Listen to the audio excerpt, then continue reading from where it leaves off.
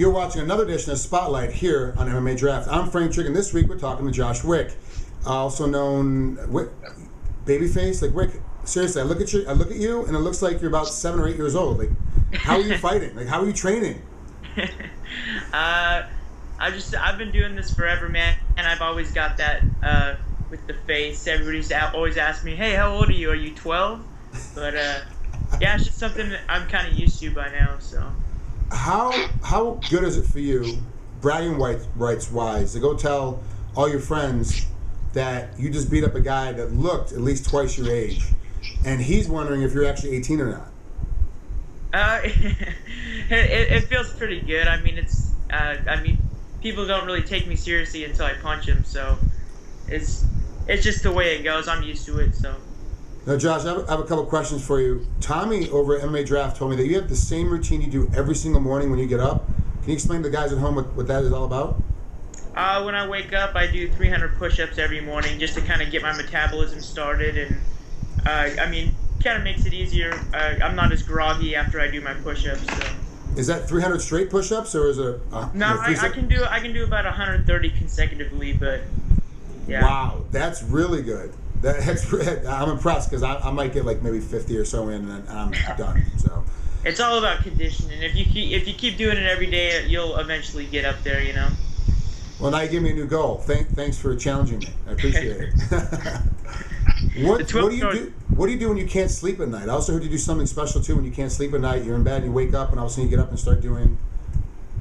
I'll go and shadow box at night and just kind of visualize. I mean, I'm always it's something I do pretty frequently. So I mean, that's just something that puts me, ahead of everybody else that I compete against. You know. What you took 11th in the combine here in Las Vegas for the MMA Draft Combine. Can you explain to me a little bit about how that sequence was and the experience of being in the combine, what that was like? Yeah, the combine itself was cool. I mean, just to see all the talent around the nation, and I just basically what my competition's going to be like. And I mean, it was a good step for me before making my professional debut. So I mean, I'm really glad I got the experience. It was awesome to meet all those high-level fighters, and I mean, definitely a cool experience. You're 9-2 in amateur. How many more amateur fights you want to have before you make the jump? You're old enough now at 18 to be able to fight.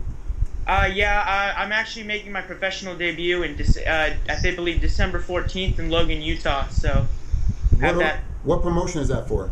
It's the Clash in Logan, Utah. So nice little. I fought for him before. I mean, he's a good promoter. I like what they're doing down there. So you're living in Boise right now, is that correct? Yeah. How far is Logan, Utah from Boise, Idaho? Is it a flight, or can you drive that far? It's a drive. I think it's like 5 or 6 hours, so it's not too bad of a drive. Yeah. Which takes about just as much time by the time you get to the airport, check in, get the flight, get out, get all that. You might as well drive anyway at that distance. Yeah, seriously. Did they give you an opponent yet for that fight? I don't have an opponent yet. My manager's still working on it with the promoter, but hopefully I'll probably know within a month or so. And are you a tape guy? You're gonna be a guy that, especially for your debut, you're gonna sit down and watch a lot of videotape on your opponent, or you're gonna let your coaches do all that, and then you just kind of implement what they tell you? I mean, I have a day where I kind of just do my own little research, just to kind of see what I see, some holes in the stand-up, what they like to do, just little stuff like that. But I mean, I don't really take more than a day to really look at videos, I let my coaches do some of that, but yeah, like I said, I have like a day where I look at it and just kind of pick apart what they do.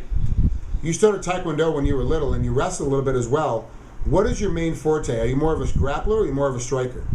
I would say I'm known for my striking, my Muay Thai. I mean, I've been doing Muay Thai since I was like 12, so I mean, I can't wait to start showcasing my elbows too. That's something I'm really excited about, man. I've been having to hold back one of my weapons for the longest time, and now that I can use it, it's gonna be awesome.